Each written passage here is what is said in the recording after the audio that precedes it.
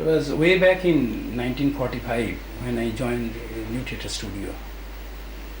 See, we had to get down from the Taliganj tram depot and we had to walk about half a mile to reach the studio. There was no bus service or anything of that kind. It was probably little more than half a mile. And we couldn't afford a rickshaw to go every day from there. We used to walk. And we used to see all the stalwarts, you see, going to the studio in car. We used to wave at them. But one day, I found Bimal is going. So I waved at him. He stopped the car. He said, come into the car. Then I found that he's picking up everybody, whether an ordinary worker, ordinary technician. And they told me that this is Bimal Roy. And he gives lifts to everybody whom we find on the road walking on the street. He had a DKW convertible car, a very handsome man. That was my first impression, that really a technician who never made any differentiation. He was at the height of his glory, you know, Hamrahi, the Bengali version of Hamrahi, Udayarpat was made. But he was the only top people in new theatres whom I found picking up everybody from the street, whether he's an electrician or a carpenter or a technician or anybody. That is my first moment when I made a first recollection of when I came close to him. He said, oh, you have joined the laboratory. I said, yes. How did he ask you to work with him?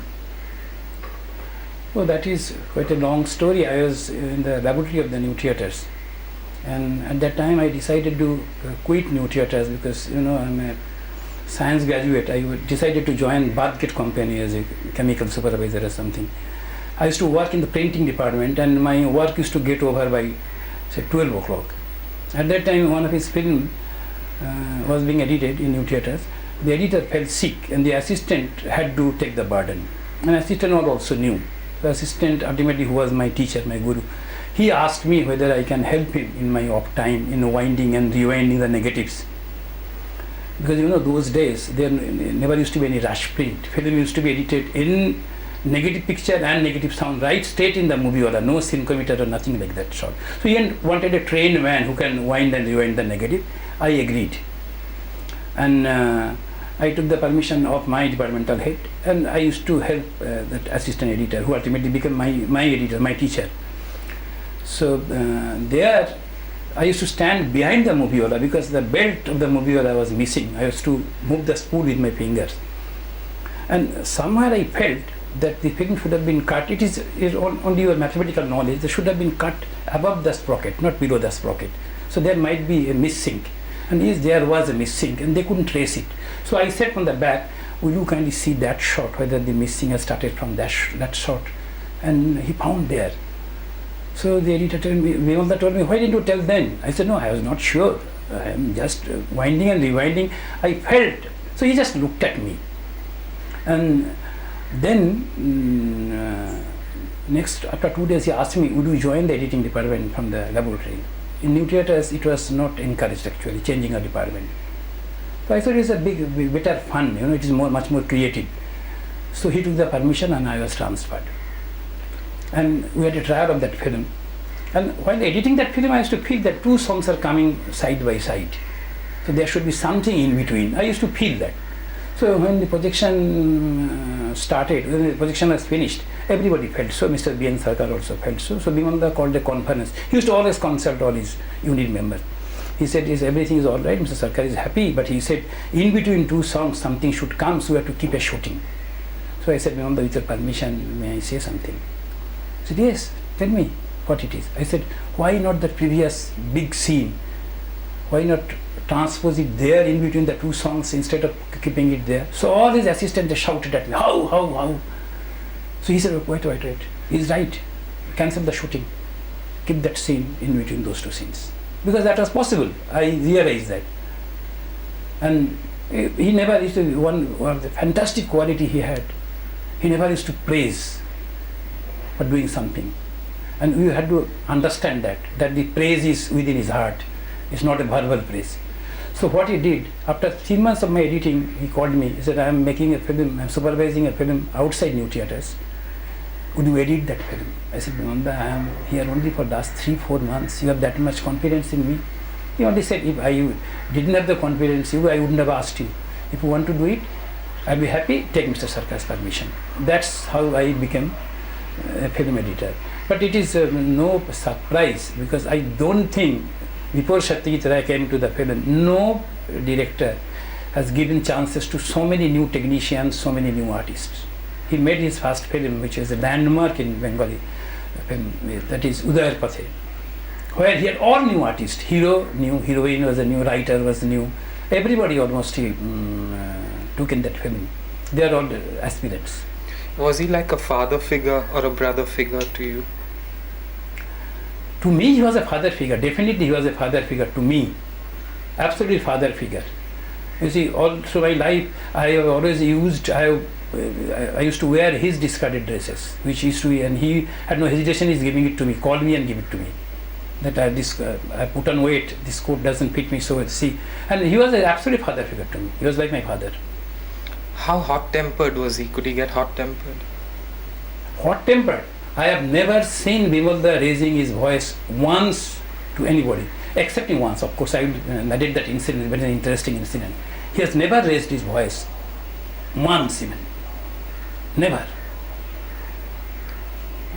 You want to know about that incident? Yes. You see, it was in Do Bigha Zamin.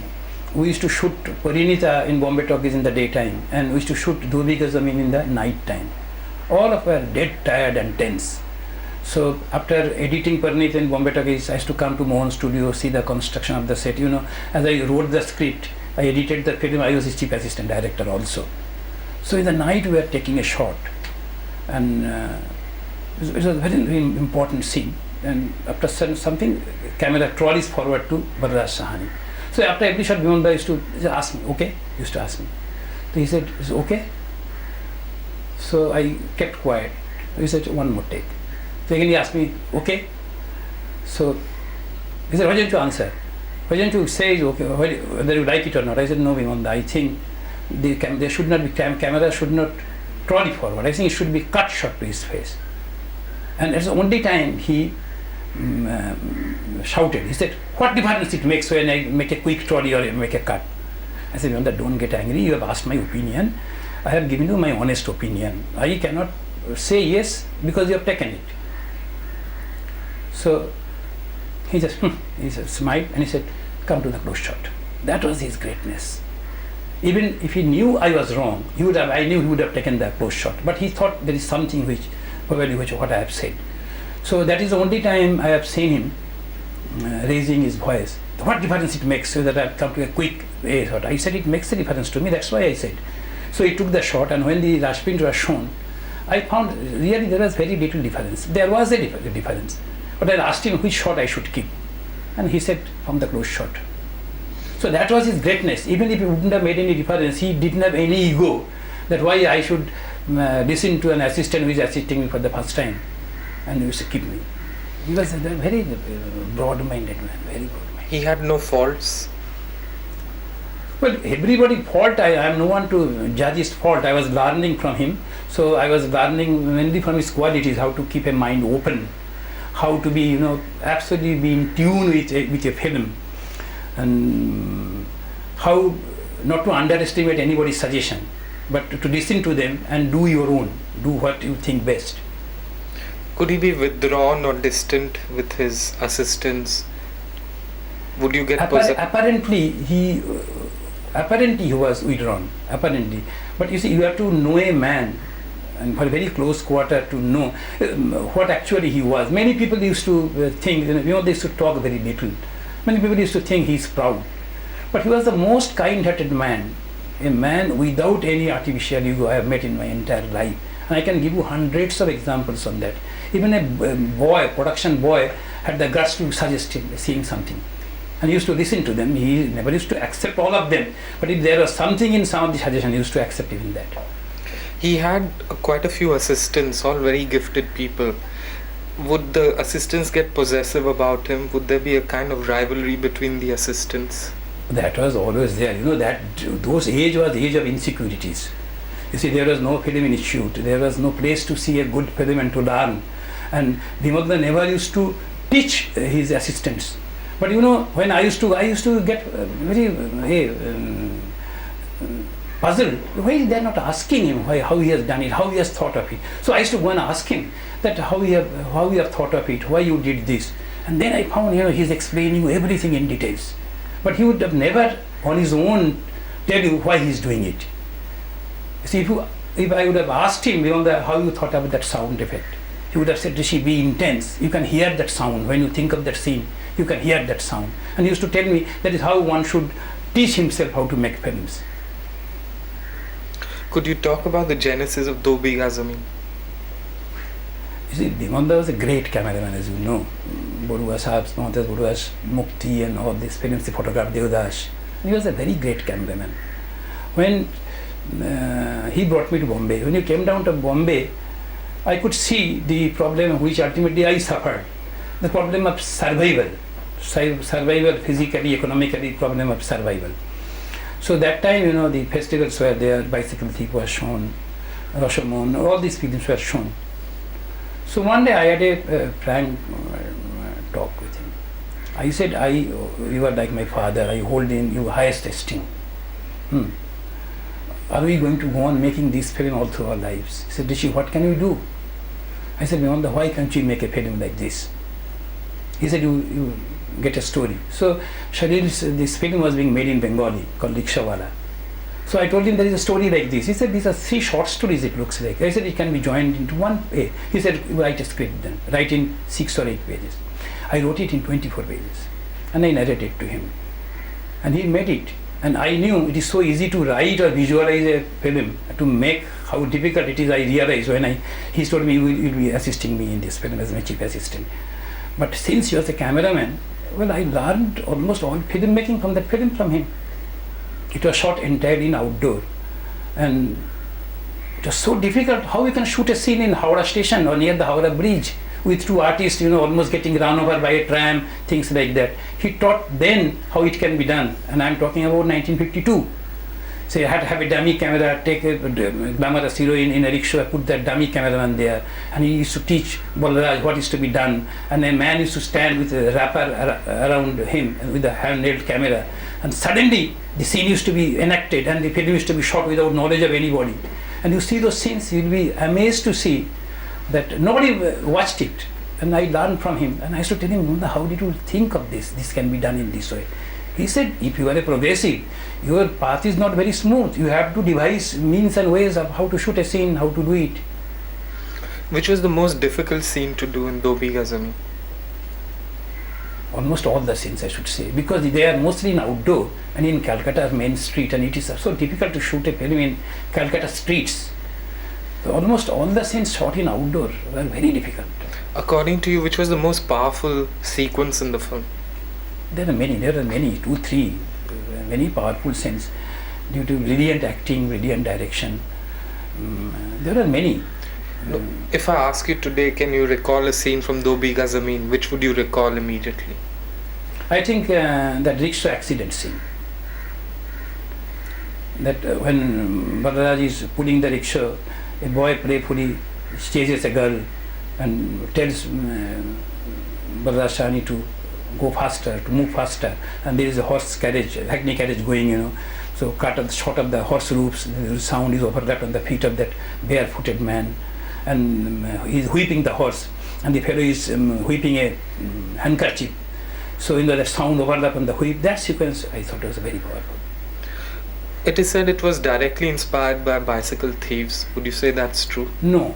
It is not directly inspired, but that a camera should be taken on the street. That much was probably taken from that.